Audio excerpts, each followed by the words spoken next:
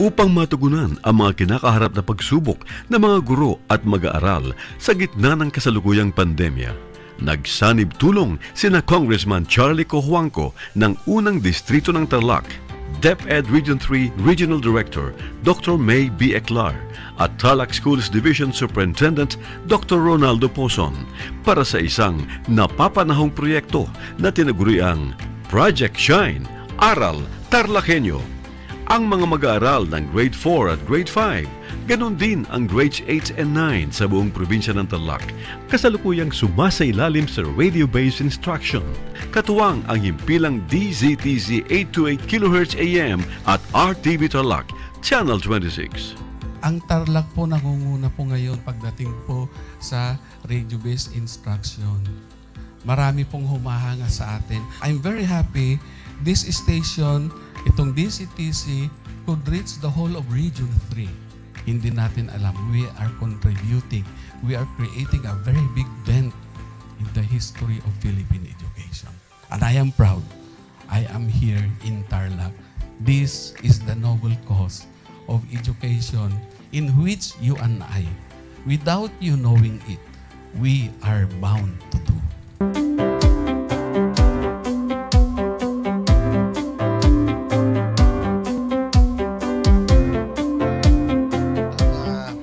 Project natin na Project Shine is a natural consequence dahil sa nangyari sa buong mundo. Let's continue to work together. I think it's very Filipino to practice bayanihan in anything or most of the things that we do. And this is a manifestation of that. No? We have private sector, we have DEPED, we have local government, all working together. And I hope the parents of some of these children, especially the parents that did not graduate from school or hindi nakapag-aral nung sila ay bata, sana naman gamitin na nila itong opportunity na mag-schooling na rin sila kasama ng mga anak nila para mag-bonding pati ang mga magulang sa mga bata. I look at this as doing God's work. Diba? So if you do God's work, it feels right.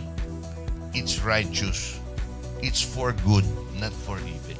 Good morning and happy learning, grade 4. Welcome to Aral TarlakHenyo here on RTV Tarlac, Channel 26. Simulcast over DZTZ 828. Radio Filipino Tarlac. I am Teacher Mercy Pacheco Bognot. This is Alistair Aidatu. I am Marie Josephine B. Andrade. I am Teacher Princess Marie M. Dueñas, and I will be your teacher broadcaster for today.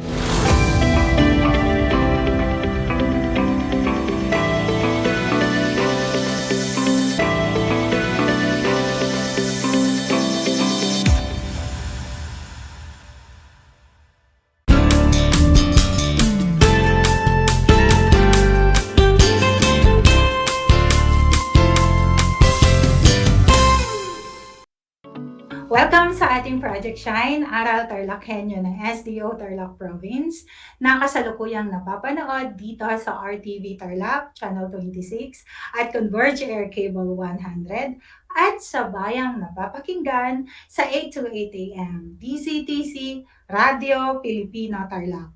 Magandang buhay, mabuting tao. Kumusta kayo mga giliw kong tagapakinig? Ang aking pagbati at paghanga sa inyong pagpapahalaga sa edukasyon at pagpupursiging matapos ito nang nagtatagumpay sa kabila ng hamon ng pandemya. Ako nga pala ang inyong guro sa edukasyon sa pagpapakatao, Baitang 8, Ginang Maylin Tagata, sumasahing papawid dito sa bayan ng Pura, lalawigan ng Tarlac, nasasamahan at gagabayan ka sa Most Essential Learning Competency na natutukoy ang magiging epekto sa kilos at pagpapasya ng wasto at hindi wastong pamamahala ng pangunahing emosyon. Natitiyak kong kayo'y handang-handa na mga anak sa ating bagong aralin sa araw na ito. Kaya't maging alerto at listo sa anumang impormasyong magbibigay sa atin ng inspirasyon, pag-asa at aral sa buhay na makatutulong sa pagiging mabuting tao.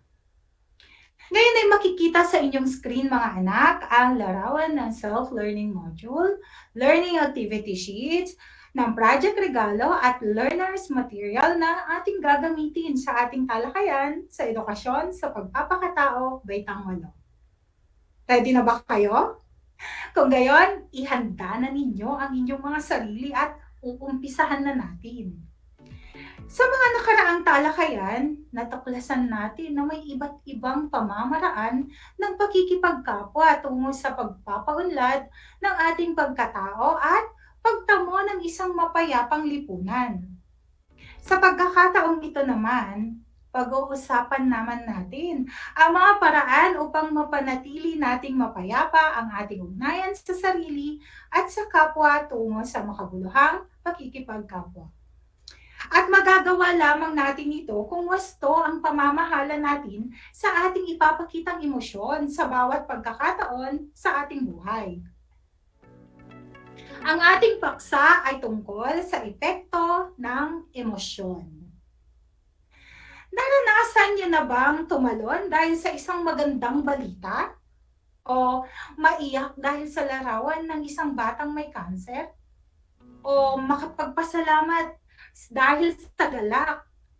Ikaw na sobrang kaba ay hindi mo nasagot ang mga tanong ng iyong guro.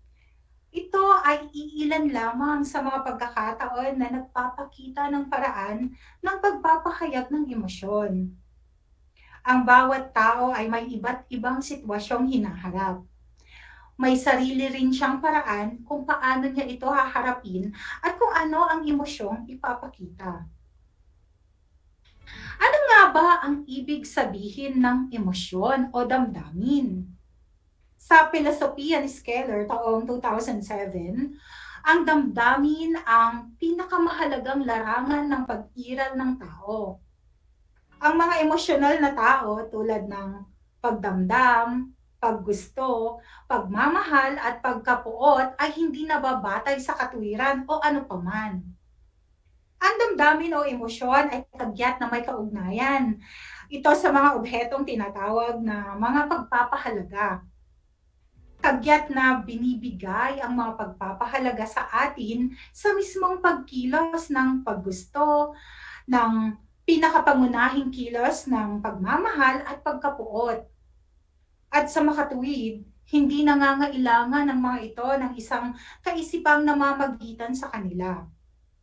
Nadarama muna ang mga pagpapahalaga bago nahuhusgahan ang mga ito. Ngayon ay may ipapakita akong larawan.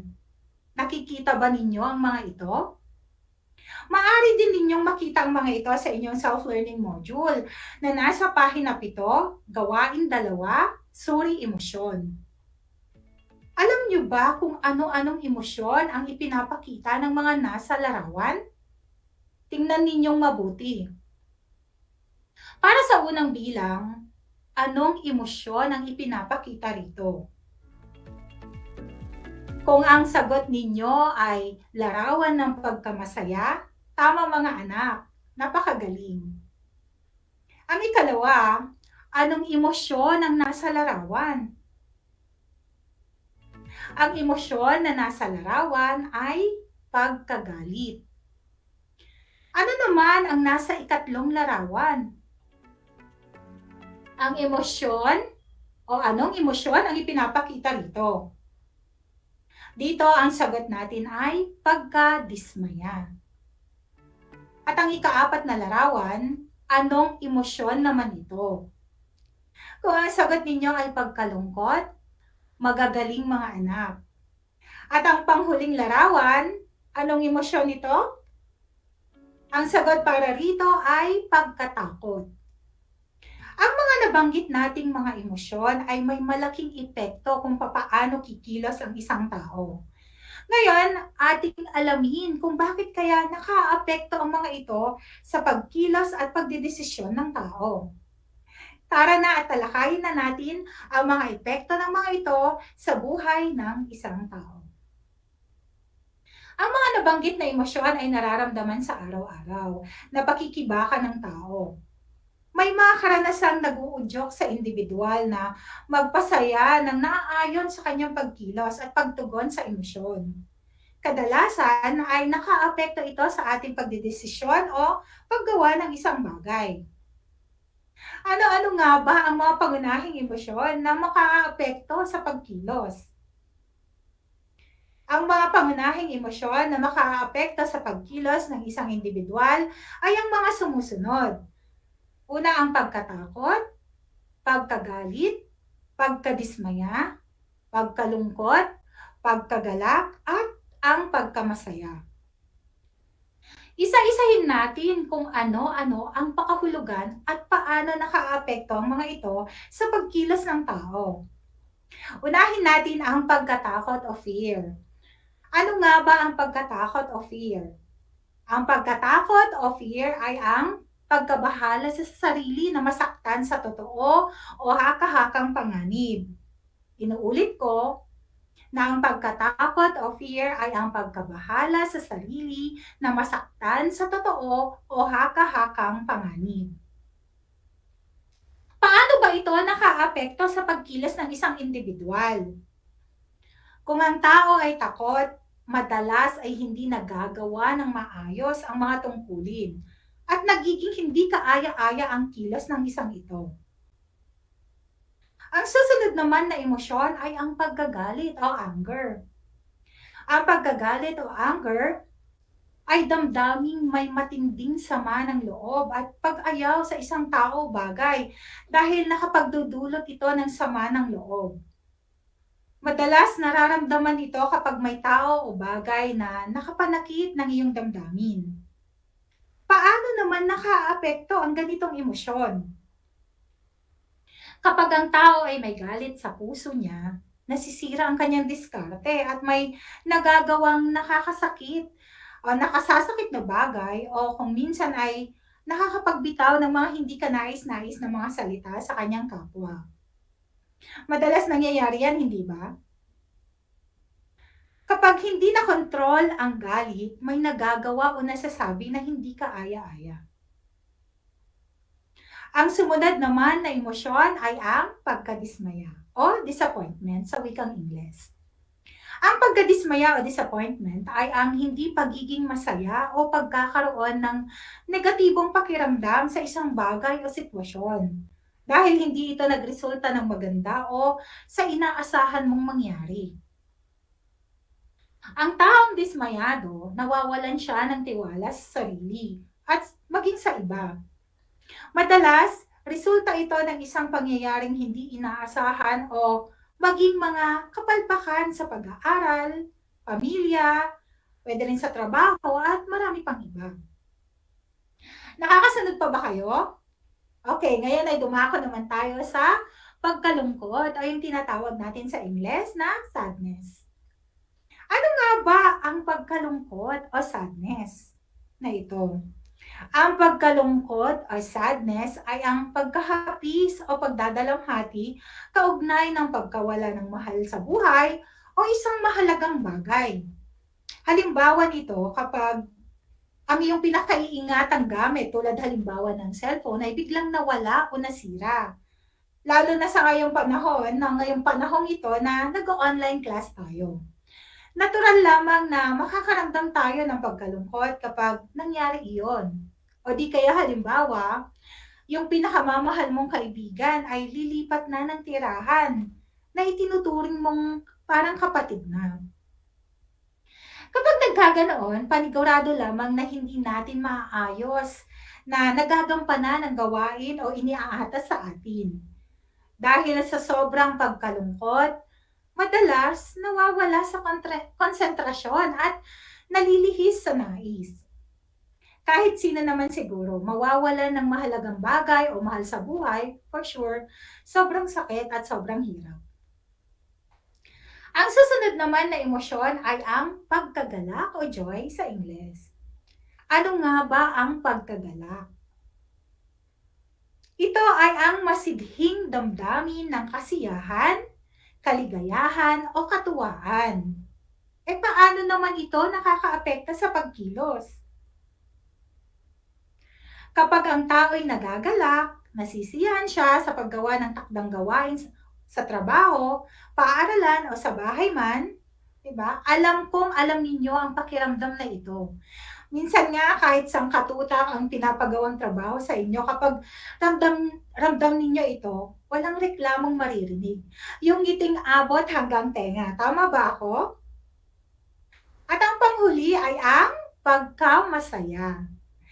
Tulad sa pagkagalak, kapag ang tao ay masaya, determinado siyang matapos ang isang gawain at nagiging makabuluhan ang bawat pagkilos niya. Magagawa niya ang kanyang trabaho nang walang reklamo. Magaan ang kanyang kalooban habang siya ay gumagawa. May katanungan pa ba kayo? Naiintindihan ba kung paano nakaapekto sa pagkilos ang mga pangunahing emosyon na tinalakay natin? Napaisip rin ba kayo kung bakit nakaapekto sa pagkilos at pagdedesisyon ng tao ang kanyang emosyong nararamdaman? Ito ay dahil emosyon ang nakaiimpluwensya sa anumang pagkilos at pagpapalabas ng nararamdaman ng tao. Kadalasan ay hindi nakokontrol ng tao at maaari itong makagawa ng mga bagay na hindi maganda o di kaya ay kabaliktaran. Kung pagbabatayan ang nabanggit na pagpapakahulugan, sinasabing nasisira ang diskarte ng tao kapag nagagalit. Lalo namang hindi na itatama ang isang bagay kapag ang tao ay takot na sumubok na sa isang hamon. Nasisira naman ang tiwala ng tao sa iba kapag dumadanas ng pagkadismaya. Hindi naman nagagawa ng maayos ng tao ang kanyang gampanin kapag malungkot. Sa kabilang banda, nasisiyahan sa paggawa ang individual kapag siya ay nagagalak at lalong masigasig kapag nasisiyahan. Kung gayon, sadyang may kaugnayan ng emosyon ng tao sa kanyang ikinikilos at pagdedesisyon. Maliban sa mga emosyon na nabanggit na natin, ay mayroon pang ilan sa mga itinuturing na pangunahing emosyon ayon sa aklat ni Esther Esteban taong 1990. Ang mga ito ay ang una, pagmamahal o love. Ang ikalawa ay ang paghahangad o desire. Ikatlo ay ang pag-asa o hope. Ikaapat, pagkamuhi o hatred. Ikalima ay ang pag-iwas o aversion. Ika-anim ang pagdadalamhati o sorrow. Ikapito ang pagkawala ng pag-asa o despair. At ang ikawalo ay ang pagkamatatag o courage. Kagaya ng mga nabanggit natin kanina, ang mga emosyon ding ito ay may malaking kaugnayan sa kung paano kikilos at magdidesisyon ang isang tao. Ngayon ay umaasa ako na naiintindihan ninyo ang ating talakayan. Mga anak, mahalagang tandaan ang mga sumusunod na konsepto mula sa ating aralin sa araw na ito. Una, sa bawat pagkilos ng isang tao ay nakadepende sa kung anong emosyon ang nararamdaman. Once na ang tao ay naramdaman ng isang partikular na emosyon, ibabase niya ang kanyang pagkilos dito. Ikalawa, patunay lamang na may malaking kinalaman ang ating damdamin sa kung paano natin magagawa ang isang bagay. Nasasalamin nito ang kabuuang kalalabasan ng ating kilos at gawin. Ang ikatlo, mahalaga na mapamahalaan ng wasto ang ating mga emosyon upang maging angkop at akma ang pagkilos. Mahalaga pa rin na alam nating kontrolin ang ating kanya-kanyang mga sarili upang hindi makagawa ng mga desisyong pagsisisihan sa bandang huli. Maliwanag po ba? Klaro ba ang lahat? Ngayon ay isang talakayan na naman ang malapit ng matapos. At ako ay masayang masaya sa ipinapakita ninyong aktibong pakikibahagi sa ating aralin ngayong araw. Higit sa lahat, ang inyong pagmamahal sa edukasyon. Ipagpatuloy ang kagandahang asal na ito, mga anak. Akbang ito tungo sa katuparan ng inyong mga pangarap sa hinaharap. At sa puntong ito, panahon na upang alamin kung kayo ay may natutunan mula sa ating aralin sa pamamagitan ng munting pagsusulit. Sa lahat ng mga nanonood sa FB Live, gamitin lamang ang FB chat box para sa inyong mga kasagutan. Ihanda naman ang panulat at sagutang papel sa lahat ng nanonood sa telebisyon at nakikinig sa radyo. Meron tayong 5 katanungan. Isulat lamang ang titik ng tamang sagot sa bawat bilang. Ready na ba kayo? Para sa ating unang bilang, napagsabihan ni Rose si Candy ng mga masasakit na salita dahil sa ginawa nitong hindi pagsasabi ng totoo. Anong emosyon ito? Uulitin ko, napagsabihan ni Rose si Candy ng mga masakit na salita dahil sa ginawa nitong hindi pagsasabi ng totoo. Anong emosyon ito? Ang ating mga pagpipilian para rito sa titik A, pagkamasaya, sa titik B, pagkalungkot, sa titik C, pagkagalit, o sa titik D, pagkagalak. Ang tamang sagot para rito ay titik C, pagkagalit. Sa ikalawa, hindi nagawa ni Carl ng maayos ang kanyang proyekto sa edukasyon sa pagpapakatao sapagkat namatay ang kanyang lola noong nakaraang linggo. Anong emosyon ang maaaring naramdaman ni Carl? Uulitin ko, hindi nagawa ni Carl ng maayos ang kanyang proyekto sa edukasyon sa pagpapakatao sapagkat namatay ang kanyang lola noong nakaraang linggo. Anong emosyon ang maaaring naramdaman ni Carl? Ang ating mga pagpipilian, sa titik A, pagkamasaya, sa titik B, pagkagalak, sa titik C, pagkagulat, o sa titik D, pagkalungkot. Alin kaya sa mga ito ang tamang sagot? Kung ang inyong naging sagot ay titik D, pagkalungkot, magagaling mga anak. Kadalasan, kapag naranasan ang ganitong emosyon, hindi tayo makapag-concentrate. Ang gusto lamang natin ay mapag-isa o magkulong sa kwarto. Sa ikatlong bilang, napatalon si Cherry nang mabalitaan niyang naipasa niya ang pagsusulit sa kanyang papasukang eskwelahan para sa kanyang kolehiyo. Anong emosyon ito? Napatalon si Cherry nang mabalitaan niyang naipasa niya ang pagsusulit sa kanyang papasukang eskwelahan para sa kanyang kolehiyo. Anong emosyon ito? Ang ating mga pagpipilian sa titik A, pagkalungkot, sa titik B, pagkagulat, sa titik C, pagkagalak, at sa titik D, pagkatakot. Ang tamang sagot para sa bilang na ito ay titik C, pagkagalak. Ikaapat, naging matagumpay si Brian sa kanyang pag-aaral sapagkat nasisiyahan siya sa mga gawain sa paaralan.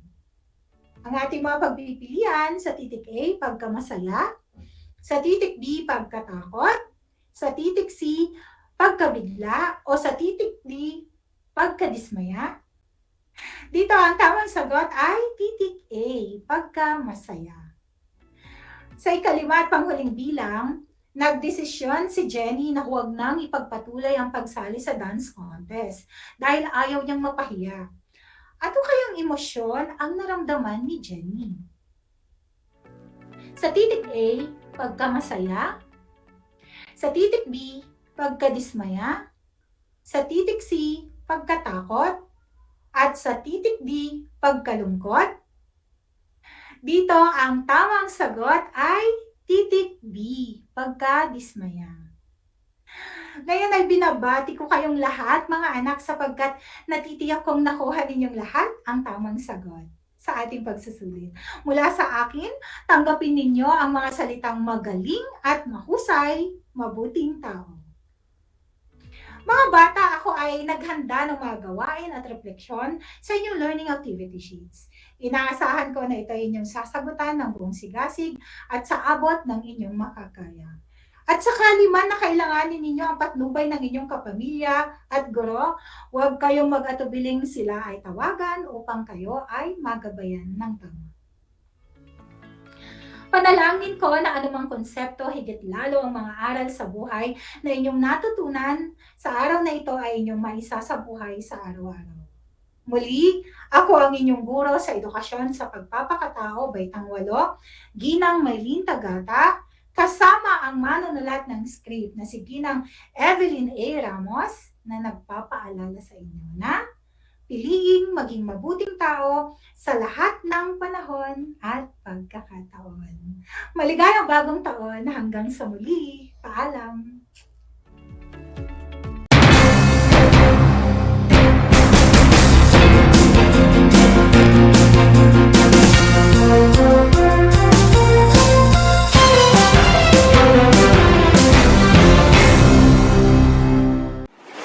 Kabahagi mo Radyo Pilipino.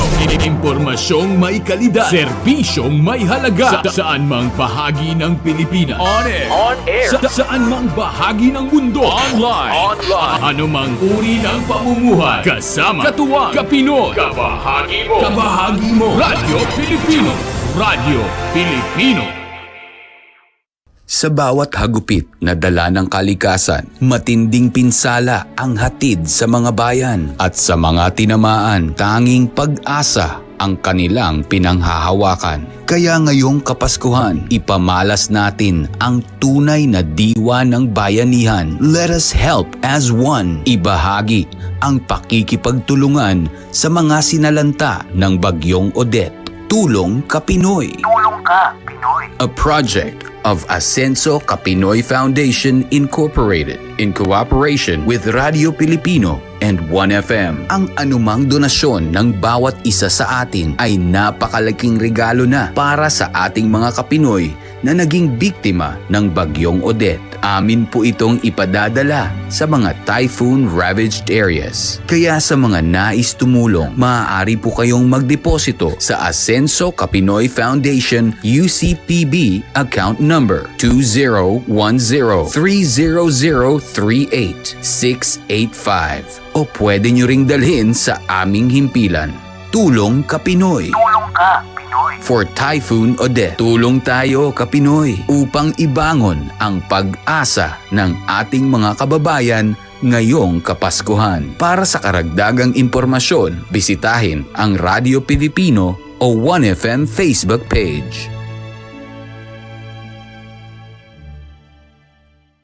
Thank you to Jesse de la Cruz Fernandez, Various Clothings, The Barber Salon and Spa Paniki Tarlac, cash donation, Nerissa G. Maaya, cash donation, Aqua Park Water Station, Palak Victoria Tarlac, 1 cavan of rice, 4K Empanada Best Snack Bar, SM City Tarlac, cash donation, Seroptimus International Tarlac Chapter, Rosana Cotero, cash donation, Alicia Frio, cash donation, Marilyn Tiamzon, cash donation, Lino Magat, Various Clothes, DWXT-FM, DCTCAM, and RTV 26 employees, 1 cavan of rice.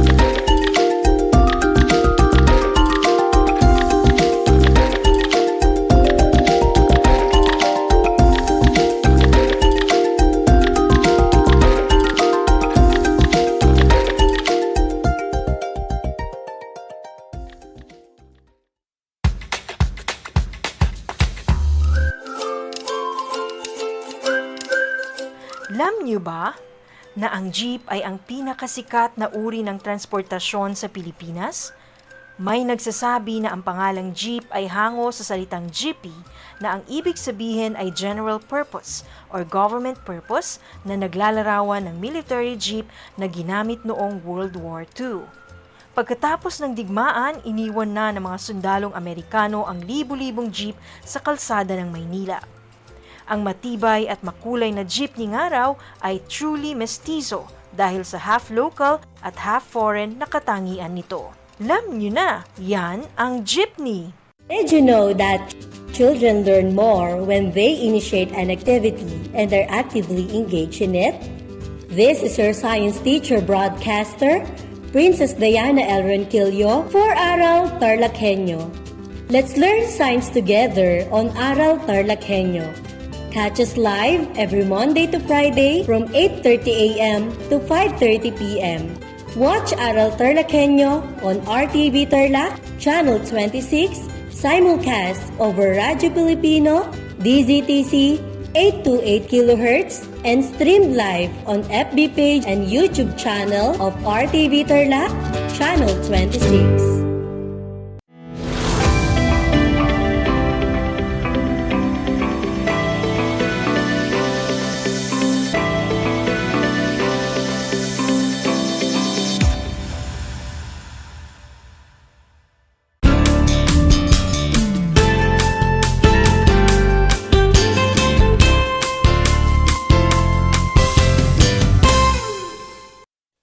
New Year, everyone.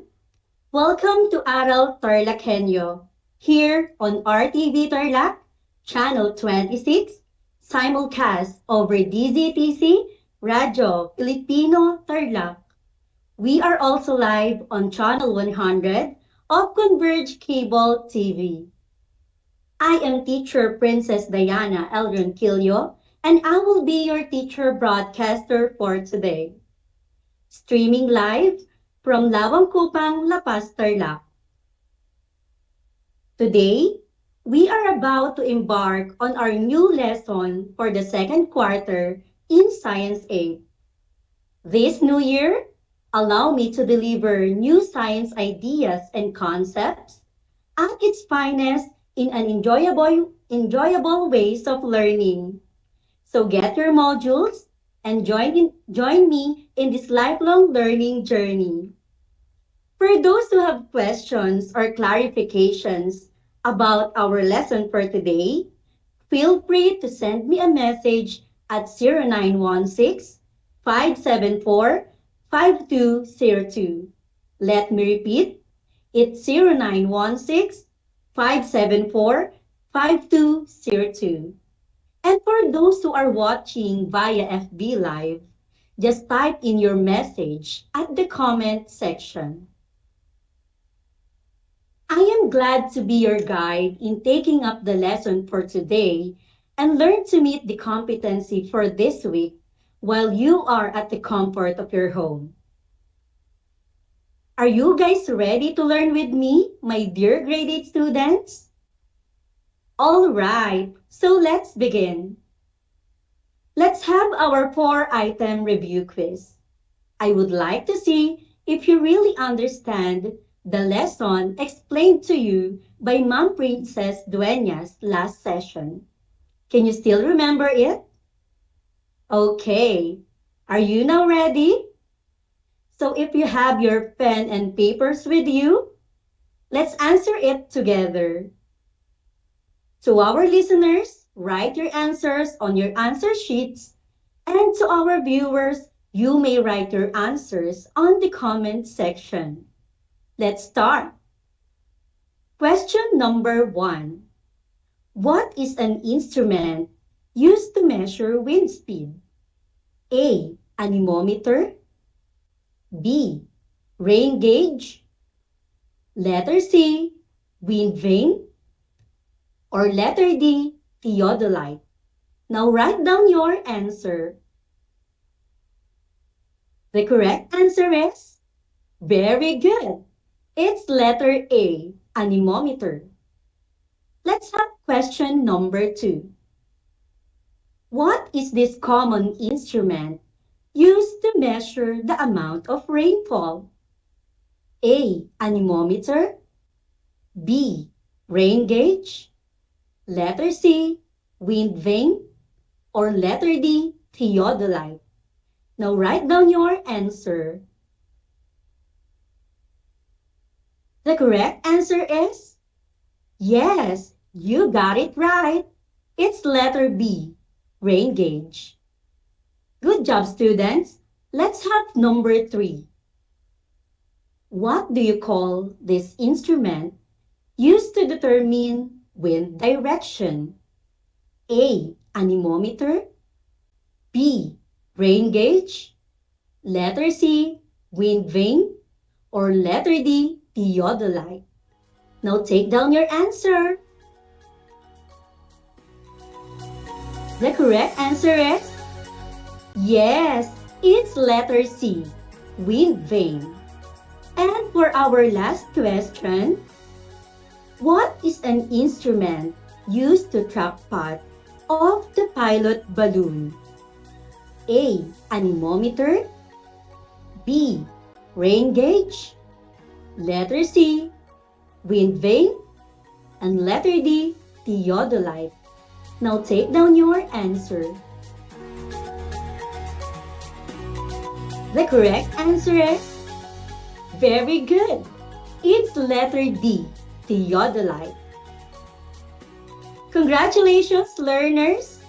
It seems that you really understand the lesson explained to you by Ma'am Princess Dueña's last meeting. So let's now move on. The most essential learning competency for Quarter 2, Week 6 is to explain how land masses and bodies of water affects typhoon. In this lesson, you were expected to explain how the land masses and bodies of water affects the typhoon. Next, differentiate leeward and windward side. And show appreciation by participating in the activity in preparing oneself from incoming typhoons. I know you are all excited to learn, my dear graded students. But before that, prepare yourselves, be in a place where you are most comfortable, prepare your pen and your self-learning modules. Are you now ready to learn? Okay, so in your grade 7, you have learned the concept that help you understand about why the wind blows, why monsoons occur, and what is intertropical convergence zone or what we call the ITCZ. All of these are associated with understanding the concept of typhoon. In our lesson for today, we will begin by asking how do landforms and bodies of water affect typhoon? In the previous lesson, you have learned the different categories of tropical cyclone, isn't it? Like super typhoon, typhoon, severe tropical storm, and tropical depression.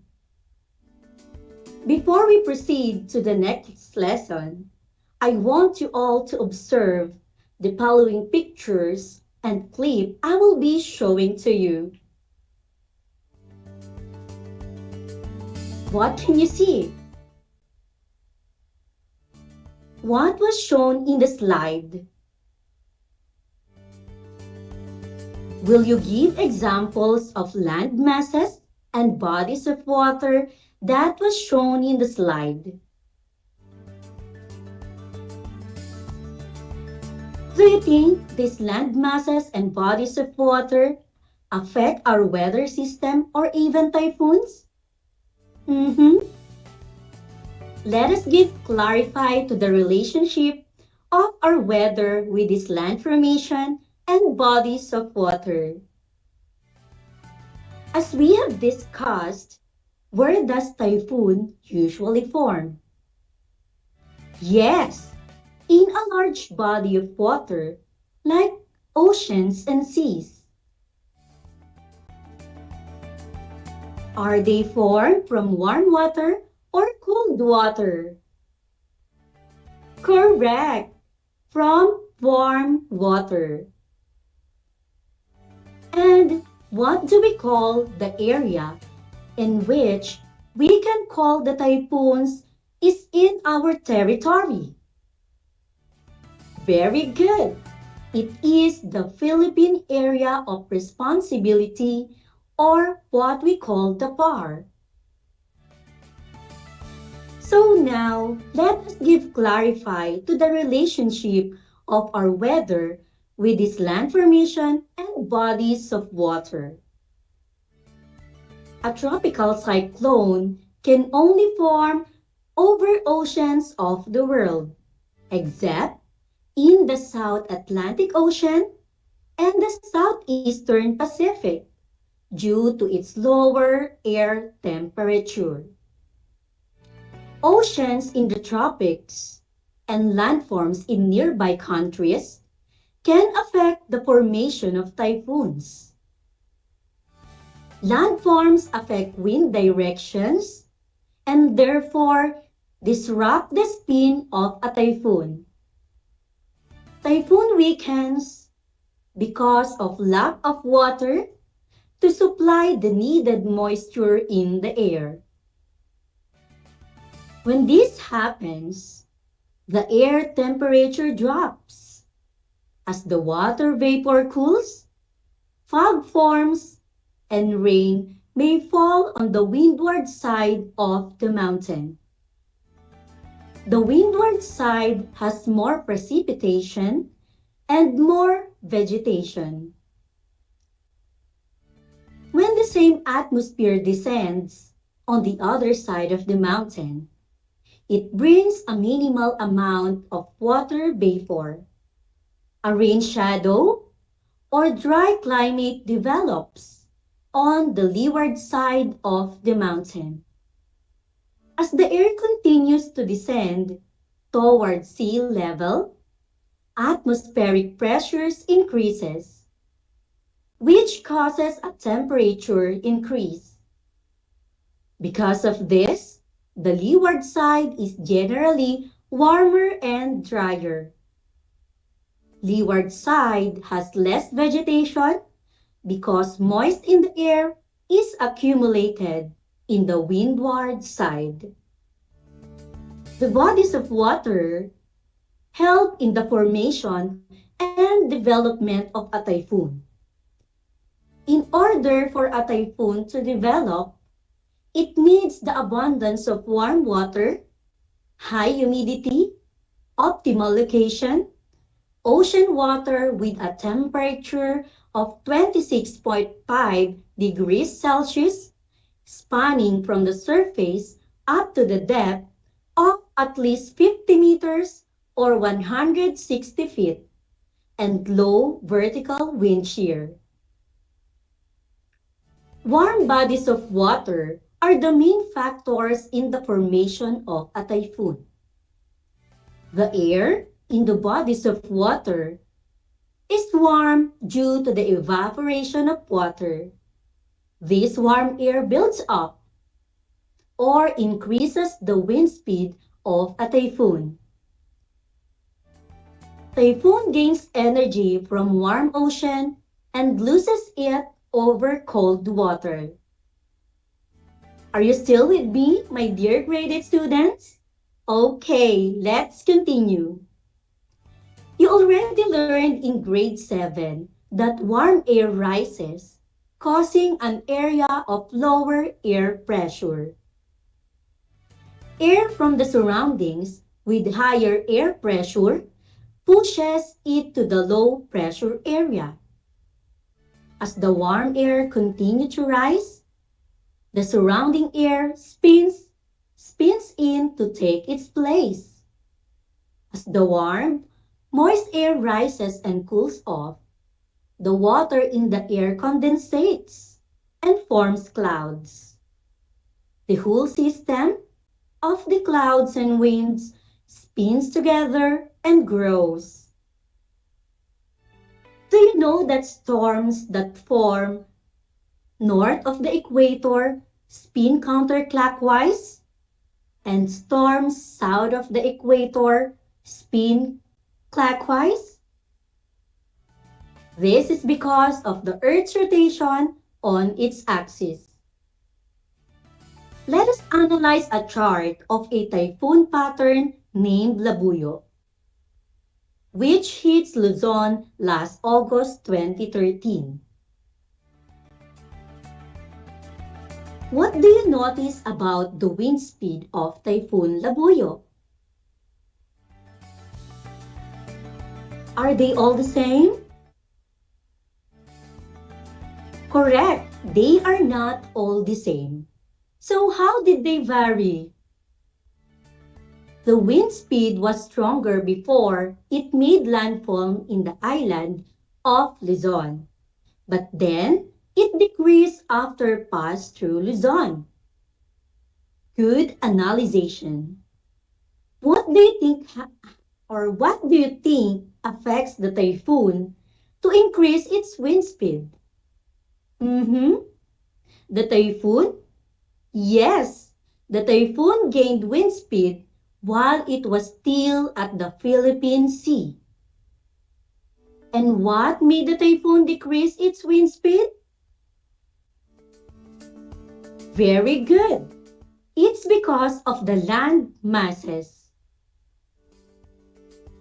So let us analyze the topography of the areas where Typhoon Labuyo passed. Class, what do you notice about our Kasiguran Aurora? Very good observation. It is by the sea and it has mountains. What about our next place? The Baguio City. Have you been to Baguio City before? How will you describe Baguio City? Correct. It has more mountains. So based on our images, what do you think made the typhoon decrease its energy and wind speed? Yes, it's because of the mountains. So why do you think so? Mountains and hills are two of the common landforms greatly affects the formation of typhoons. Relief or orographic rainfall happens when the air from the ocean flows over the mountain. When the warm air rises, it cools and condenses to form clouds, which bring rain.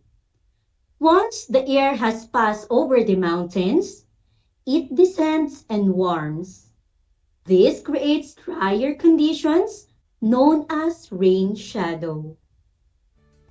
So what about the small bodies of water? How did they affect the typhoon? Like for example in Baguio City. Correct! It's the temperature of the small bodies of water. Since typhoon need warm water to develop, it can lose energy with cold water. Do you think we can depend on our land formations and cold bodies of water to protect us from strong typhoons? Yes or no? And why or why not? Yes, the answer is no, because as we can see in the weather chart, the typhoon lost some of its energy, but it still remained as a typhoon with strong winds. Did you understand that? That's great. Are you learning, my dear grade 8 students? And to sum up our lesson for today, again, how can landforms and bodies of water affect typhoons? Yes, typhoons gain energy with warm water but loses energy with cold water. It will also weaken its interaction with landforms. Did you understand our lesson for today, class? All right. So now that you have learned that land masses and bodies of water affect typhoons, it's time for a simple activity. Are you now ready? Okay. So for the instruction, you will be answering a 5-item questions. You will write your answer on your activity sheet. I will be giving you 3 seconds to answer each number. Are you ready? That's great. For question number 1, what happens to a typhoon when it makes a landfall? A. Gets weaker. B. Stays longer. Letter C. Moves faster. And letter D. Gets stronger. Now write down your answer. The correct answer is, you got it right. The correct answer is letter A. It gets weaker. Question number 2. How do landforms affect typhoon? A. No effect at all. B. Increase wind direction. Letter C. Serve as a fuel to traveling air masses, making typhoon stronger. Or letter D. Serve as an obstacle for traveling air masses, making typhoon weaker. Now take down your answer. The correct answer is, very good. The correct answer is letter D. It served as an obstacle for traveling air masses, making typhoon weaker. Let's have number 3. Which statement is incorrect? A. Warm bodies of ocean water are the main source in the formation of typhoon. B. Warm bodies of ocean water build up, increasing the wind speed of typhoon. Letter C. Air from surrounding areas with lower air pressure pushes to high pressure area. And letter D. Tropical cyclone does not form in the South Atlantic Ocean due to its lower temperature.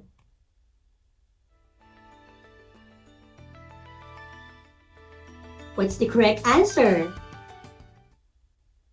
The correct answer is, very good. The correct answer is letter C. Air from surrounding areas with lower air pressure pushes to high pressure area. Let's have question number 4. Tropical cyclones are not formed on which part of the Pacific Ocean? Again, tropical cyclones are not formed on which part of the Pacific Ocean?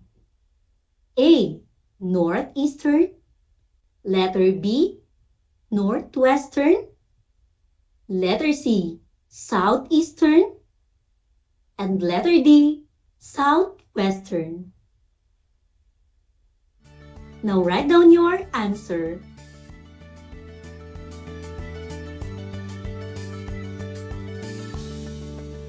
The correct answer is, you got it right. The correct answer is letter C, Southeastern.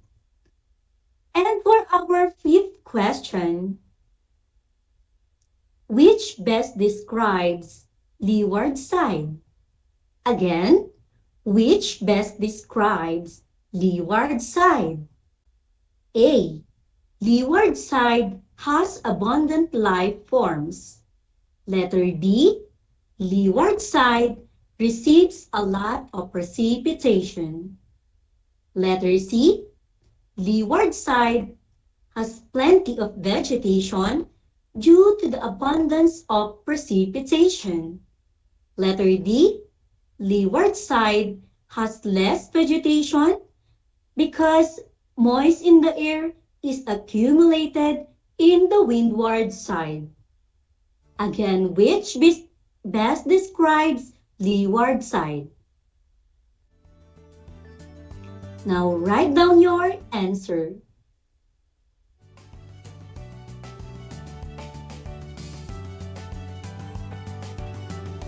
The correct answer is very good.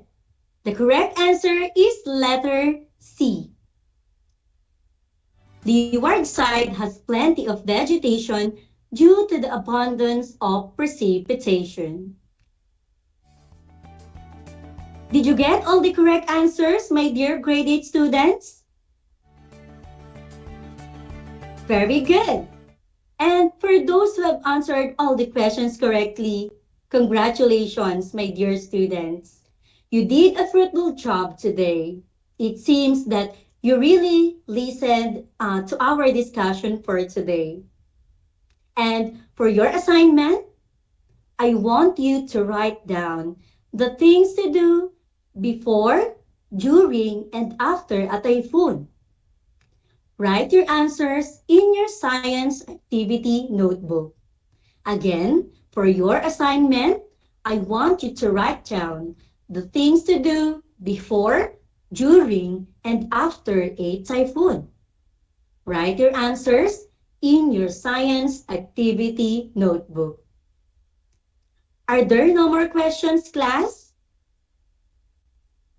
So if there's no more question, we are about to end our session in science for today. I am encouraging all of you to give some feedbacks regarding the flow of our discussion for today. Your feedbacks will be a great help for the next session to come. Stay tuned with us in our next session on Wednesday, January 5, 2022. Just keep on tuning to our radio station, DZTC Radio Filipino Tarlac, and keep watching on RTV Tarlac, Channel 26. I hope you learned a lot today. Once again, this is Mom Princess Diana Elrenquillo, your science anchor teacher for today, saying, there is always a storm. There is always rain. Some experience it, some live through it, and others are made from it. Thank you for listening, and God bless us all. I'll see you next time. Bye!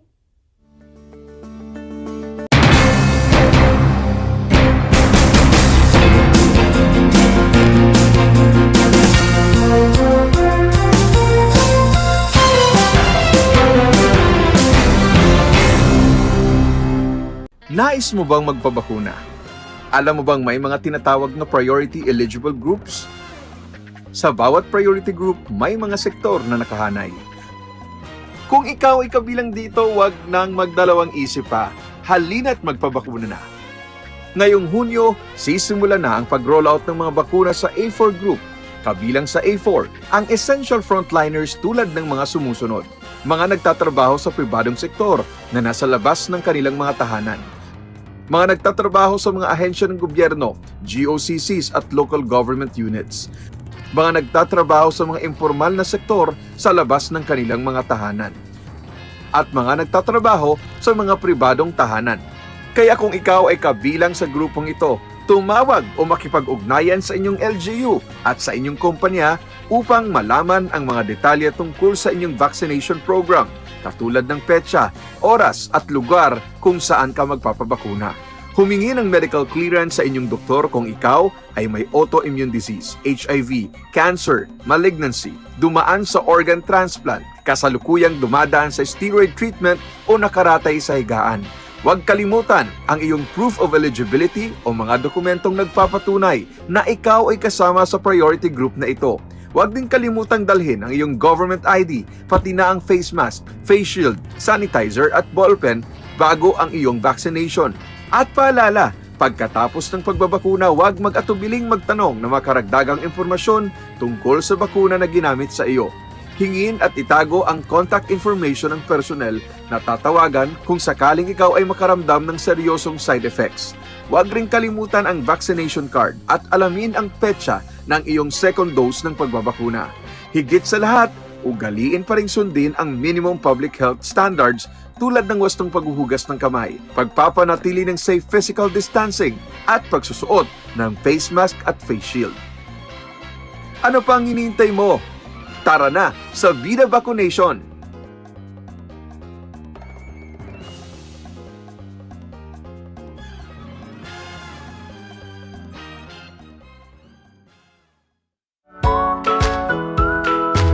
Good morning, grade 5 learners. How are you today? Welcome to Aral TarlakHenyo here on RTV Tarlac, Channel 26.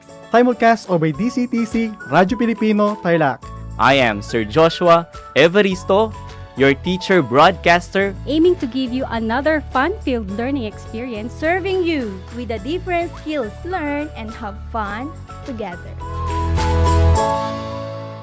Multiply 1089 by 9, you will get an answer, the exact reverse, which is 9801. My name is JRP Duldulao, your teacher broadcaster on Aral TarlakHenyo. For more math trivia and answers to your math questions, catch Aral TarlakHenyo every Monday to Friday from 8:30 a.m. to 5:30 p.m. Learning math is so much fun!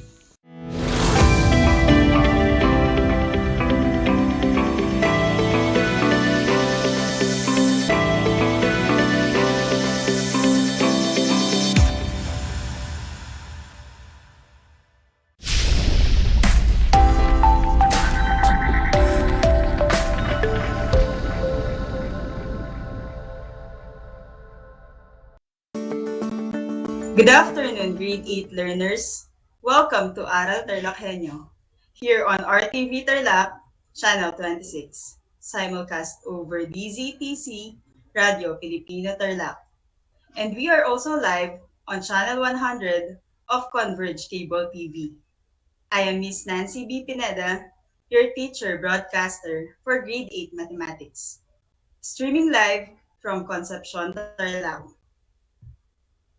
Before we start today's lesson, kindly prepare your learner's material, learner's activity sheet, your pen and paper to write your answers as we progress with our discussion.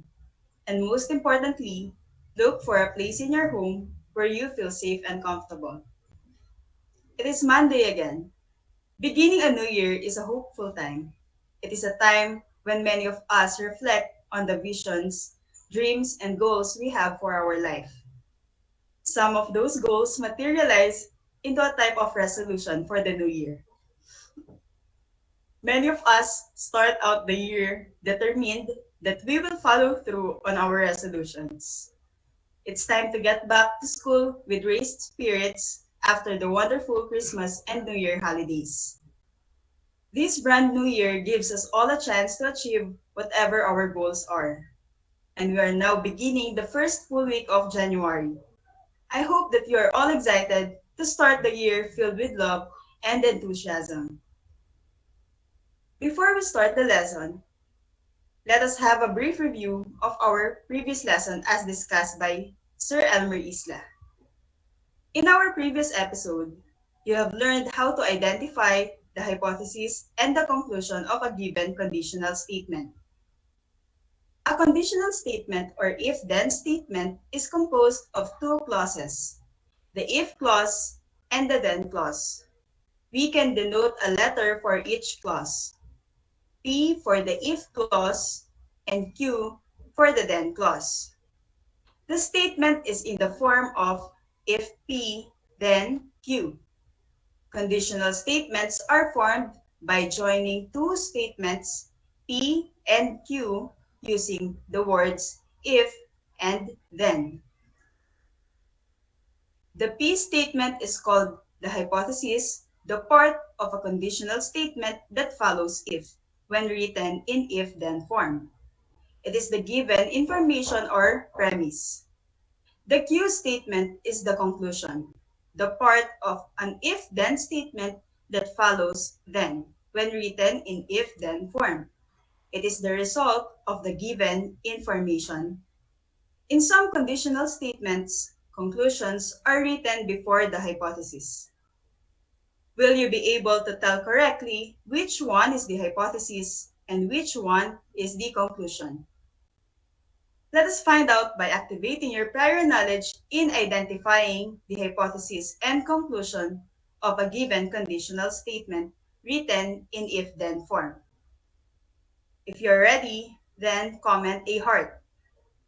Please be reminded that you may comment or ask questions at the comment section of our Facebook live stream. You may type your name, section, school, and your answer. Or you may write your answers on your notebook. Identify the hypothesis and the conclusion of each statement. I will give you 15 seconds to identify the hypothesis and conclusion of each statement. And if you're watching this through our Facebook Live, you may type your answers on our comment section. Let us start. Number 1, if an animal is a bird, then it has feathers. Identify the hypothesis and conclusion of this statement. Your 15 seconds starts now.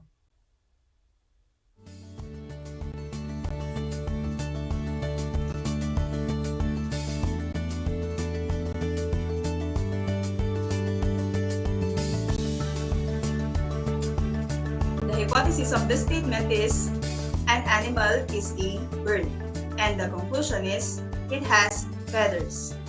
Good job! Let's proceed to example number 2. Some advertisement might say, if you buy our product, then you will be happy. Identify the hypothesis and conclusion of this statement. Your 15 seconds starts now.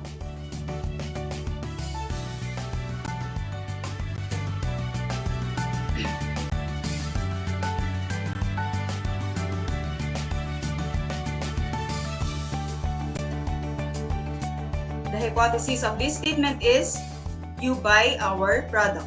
And the conclusion is, you will be happy. Number 3, if I go outside, then I will wear my face mask. Identify the hypothesis and conclusion of this statement. Your 15 seconds starts now.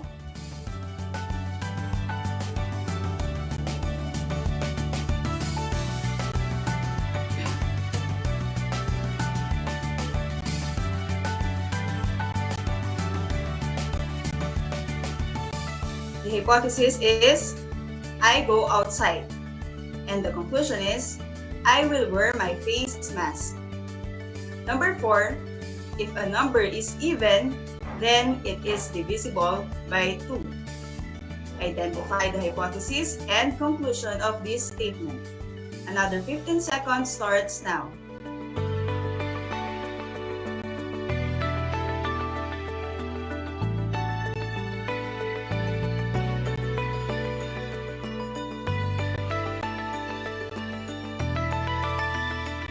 Alright, the hypothesis is a number is even. And the conclusion is it is divisible by 2.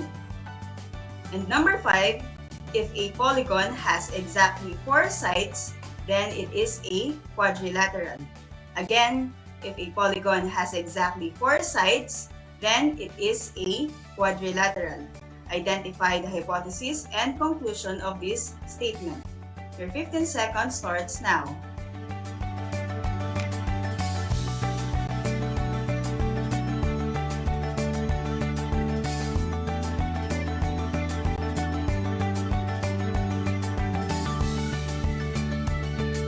If your hypothesis is a polygon has exactly 4 sides and your conclusion is it is a quadrilateral, then you are correct.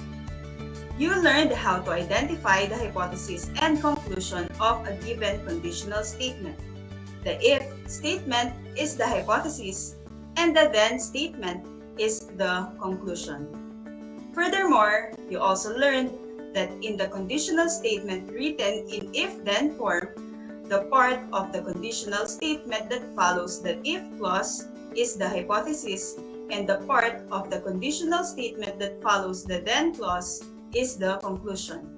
Again, the part of the conditional statement that follows the if clause is the hypothesis, And the part of the conditional statement that follows the then clause is the conclusion. In this radio-based instruction, I will be guiding you in the Week 6 lesson for the second quarter of Grade 8 Mathematics. At the end of this lesson, you are expected to transform a statement into an equivalent if-then statement. For example, in the statement, if a polygon is a triangle, then it has 3 sides. The hypothesis is a polygon is a triangle, while the conclusion is it has 3 sides. If we are going to rewrite the given statement in this way, a triangle is a polygon with 3 sides. This statement is also considered a conditional statement. However, it is not written in if-then form. So let us take note that not all conditional statements are written in if-then form. Again, not all conditional statements are written in if-then form. These are the kinds of conditional statements that needs to be converted to if-then form. We may reward the hypothesis and conclusion depending on how it is being stated. Let us have the following examples. Number 1, vertical angles are congruent. The hypothesis of the statement is 2 angles are vertical, and the conclusion is they are congruent. Therefore, joining these 2 statements using the words if and then, we get the if-then form. If 2 angles are vertical, then they are congruent. As I've mentioned earlier, we may reward the hypothesis and conclusion depending on how it is being stated. Next, we have the statement, an obtuse triangle is a triangle with an obtuse angle. The hypothesis is the phrase, an obtuse triangle, while the conclusion is a triangle with an obtuse angle. Combining these 2 phrases, we have the if-then form. If it is an obtuse triangle, then it has an obtuse angle. Number 3, 2 angles are complementary if the sum of their measures is 90 degrees. The hypothesis of this statement is 2 angles are complementary, and the conclusion is the sum of their measures is 90 degrees. The if-then form of the statement will be if 2 angles are complementary, then the sum of their measures is 90 degrees. Number 4, the conditional statement is all prime numbers are odd. The hypothesis of this conditional statement is all prime numbers, while the conclusion is are odd. The if-then form will be if all numbers are prime, then they are odd. Remember, we may reward the hypothesis and conclusion depending on how it is being stated.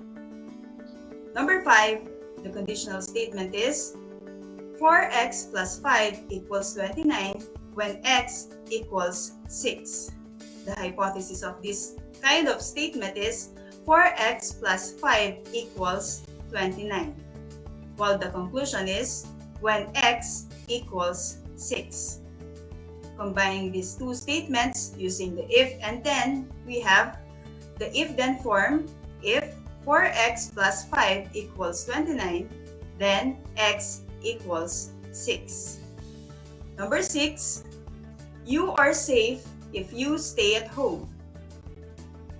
The hypothesis is you stay at home, and the conclusion is you are safe. The if-then form of this statement is if you stay at home, then you are safe.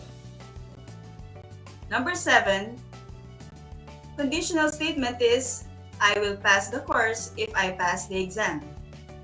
The hypothesis of this statement is I pass the exam. The conclusion is I will pass the course. And combining these 2 statements, we have the if-then form. If I pass the exam, then I will pass the course.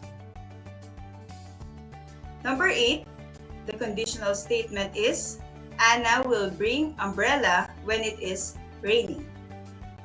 The hypothesis is, it is raining, while the conclusion is, Anna will bring umbrella. The if-then form is, if it is raining, then Anna will bring umbrella. Notice that in examples 1 to 5, you can easily identify the hypothesis and conclusion of each given statement. The hypothesis is found in the first part of the conditional statement, while the conclusion is in the second part of the statement. However, in examples 6 to 8, the hypothesis is found on the last part, while the conclusion is found on the first part of the conditional statement. Therefore, we can conclude that a hypothesis is not always found in the first part of the statement. Sometimes, we have to interpret the statement to determine the hypothesis and conclusion first before we can rewrite the statement in if-then form. Again, we have to interpret the statement to determine the hypothesis and conclusion first before we can rewrite the statement in if-then form. Now it's your turn. Let us put that understanding to the test by answering the drill 2 on page 23 and 24 of your compendium instructional support. Will you be able to correctly transform a conditional statement into its equivalent if-then form? Again, I will give you 15 seconds to transform each statement into an if-then form statement. You can write your answers on your math notebook, and if you're watching this through our Facebook Live, you may type your answers on our comment section. Let us start. For number 1, the hypothesis and the conclusion is already given. The hypothesis is, a triangle has no congruent sides. I repeat, the hypothesis is, a triangle has no sides congruent. And the conclusion is, the triangle is scalene. Transform this into an if-then statement. I will give you 15 seconds to write your answer.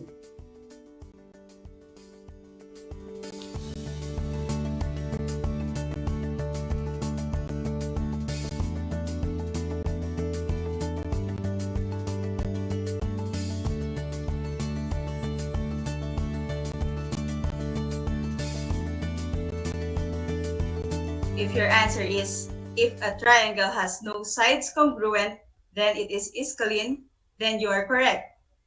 Number 2, the hypothesis is, side BR bisects angle ABC. And the conclusion is, angle ABR is congruent to angle RBC. Again, the hypothesis is, side BR bisects angle ABC. And the conclusion is, angle ABR is congruent to angle RBC. What is the if-then form of this statement?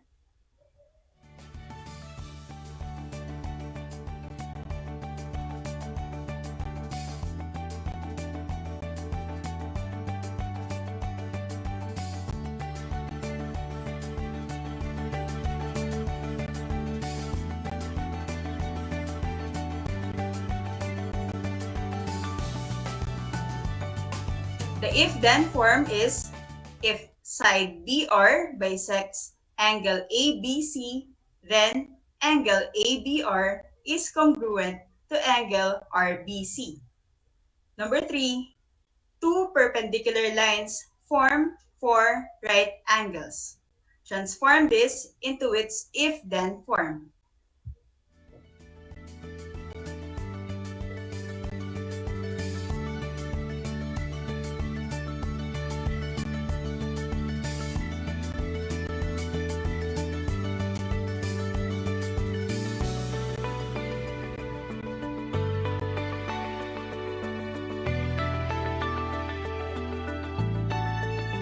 The if-then form is, If two lines are perpendicular, then they form four right angles. Again, the if-then form is if two lines are perpendicular, then they form four right angles. Number 4, the measure of an obtuse angle is greater than 90 degrees but less than 180 degrees.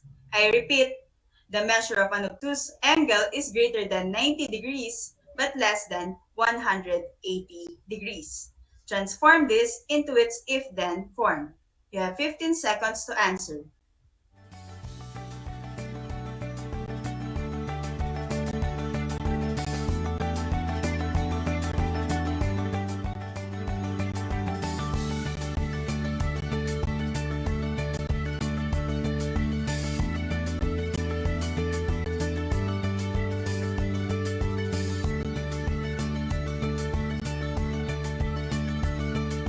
Time is up.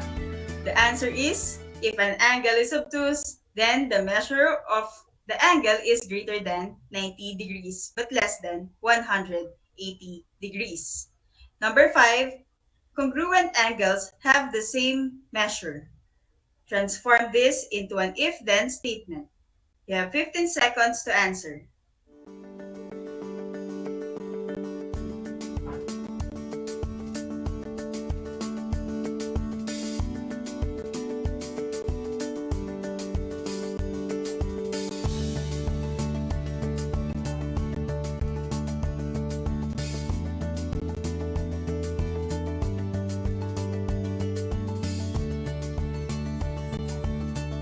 The answer is, if two angles are congruent, then they have the same measure. Congratulations, grade 8 learners! Now that you have learned how to identify the hypothesis and conclusion of a conditional statement, and also learned how to transform these statements into an if-then form, let me leave you this short activity, and this will be your assignment. Answer the following.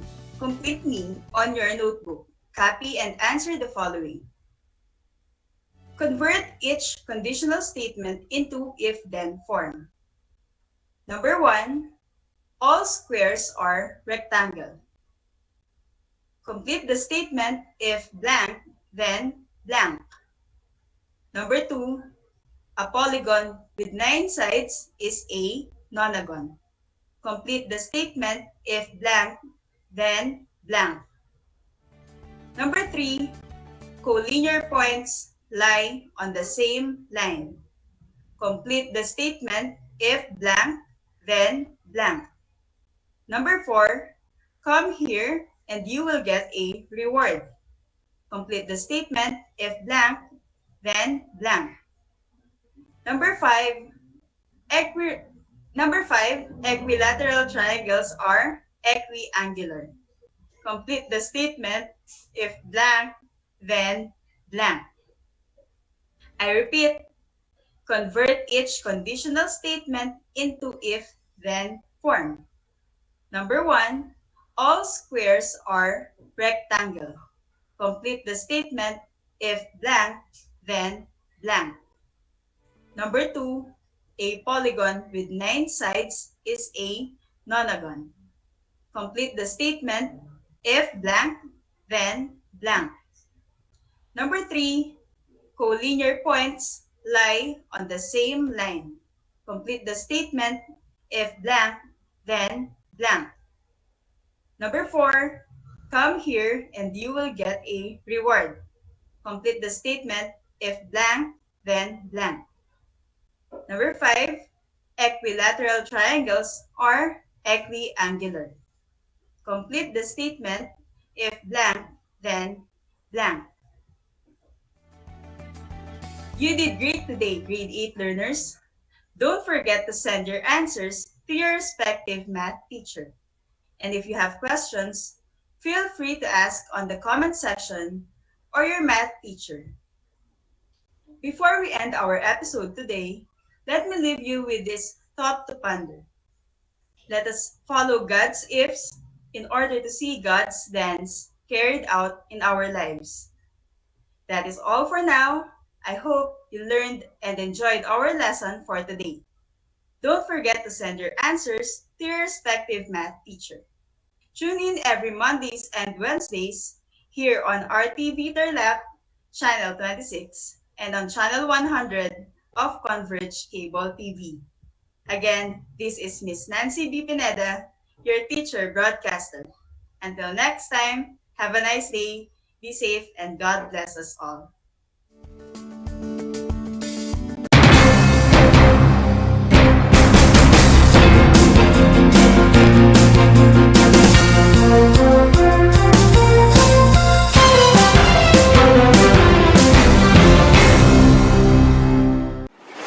Kabahagi mo Radyo Pilipino.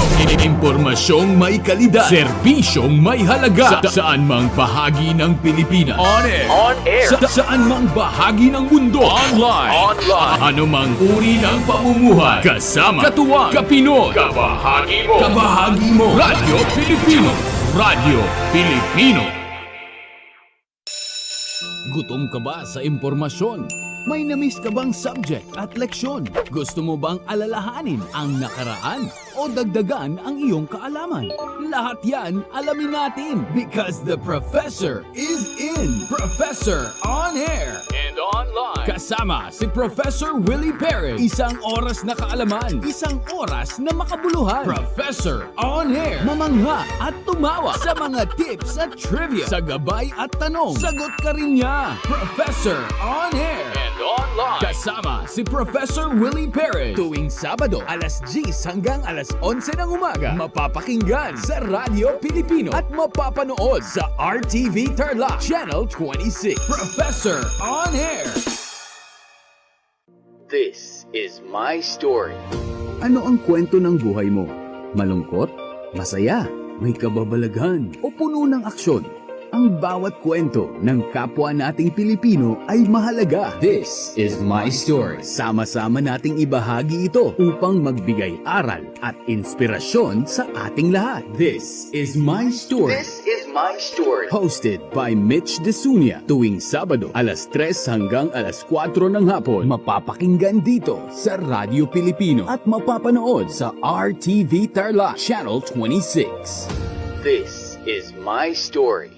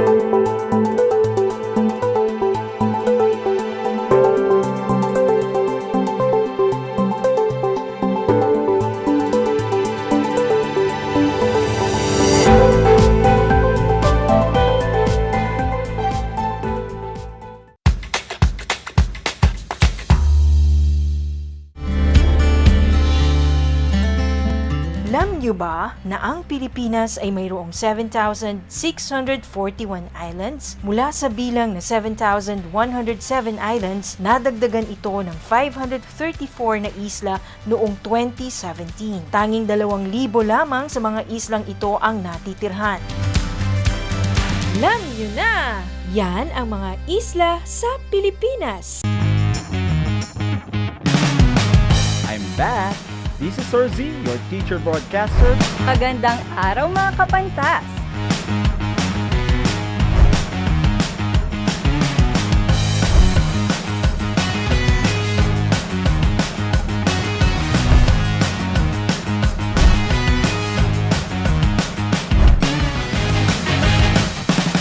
Welcome to Aral TarlakHenyo.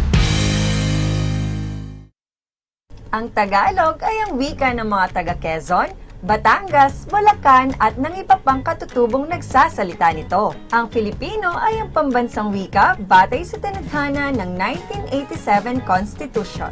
Tara na at matuto ng salitang Filipino. Manood at makinig ng Aral TarlakHenyo sa RTV Tarlac, Channel 26 at sa bayang naririnig sa Radyo Pilipino, DZTZ 828 at napapanood din live sa FB page at YouTube channel ng RTV Tarlac, Channel 26. Manood at matuto ng ating mga aralin sa Pilipino. Dito lang yan sa Aral TarlakHenyo. Ako si Ma'am Crystal May Aquino, ang inyong teacher broadcaster sa Pilipino.